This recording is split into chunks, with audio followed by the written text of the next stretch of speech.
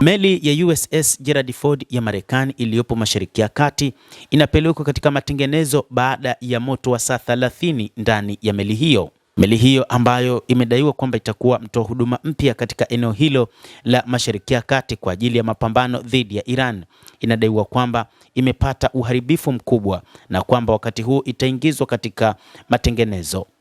Meli iliyotumwa kwa ajili ya operesheni dhidi ya Iran inatarajiwa kuingia kwa muda bandarini baada ya moto uliotokea kwenye ndege hiyo ambao unaripotiwa kuchukua saa 30 kuzima. Maafisa wa Marekani walisema Jumanne, siku ya 18 ya vita na Tehran. Meli hiyo ya Marekani kubwa zaidi ulimwenguni kwa sasa iko katika Bahari Nyekundu.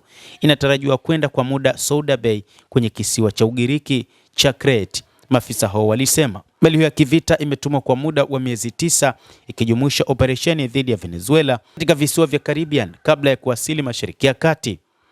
Urefu wa kupelekwa umeibua maswali kuhusu ari ya wanamaji kwenye meli na utayari wa meli hiyo ya kivita. Maafisa hao waliozungumza kwa sharti la kutotajwa majina hawakusema ni muda gani meli hiyo ya Gerald Ford ilitarajiwa kubaki huko Crete. Mmoja wa maafisa hao alisema karibu wanamaji 200 walitibiwa majeraha yanayohusiana na moshi wakati huo ulipozuka katika eneo kuu la kufulia meli.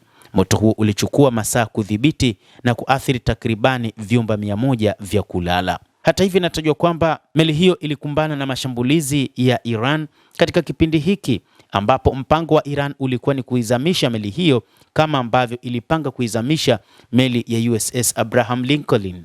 Meli zote mbili za Iran zimekumbwa na mashambulizi makubwa na sasa Marekani inawaza kupeleka meli nyingine katika eneo hilo la Mashariki ya Kati. Mmoja wa wahudumu alitolewa nje kwa majeraha, afisa huyu alisema.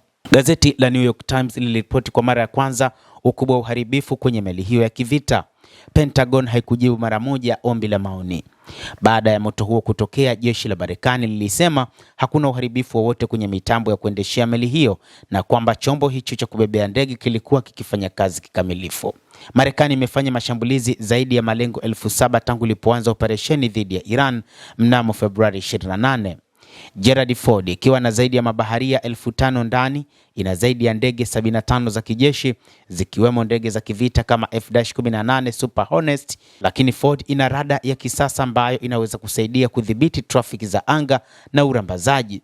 Meli zinazosaidia kama vile meli ya darasa la Ticonderoga ya kusafirisha makombora ya Normand, waharibifu wa makombora wa madarasa ya Alley Beck, Thomas Hardner, Remage Carney na Roosevelt ni pamoja na meli ambazo zinabeba ndege za kutoka ardhini hadi angani, uso hadi uso, na uwezo wa kupambana na manowari. Mtazamaji, hayo ndio tuliokuwa nayo, na una nafasi ya kulike, una nafasi ya kucomment, kadhalika kusubscribe channel yetu hii upate habari hizi kwa mapana kupitia The World News. Mimi ni Adam Hussein, endelea kuwa nasi wakati wote, endelea kutufuatilia uyajue mengi yanayojiri katika ulimwengu.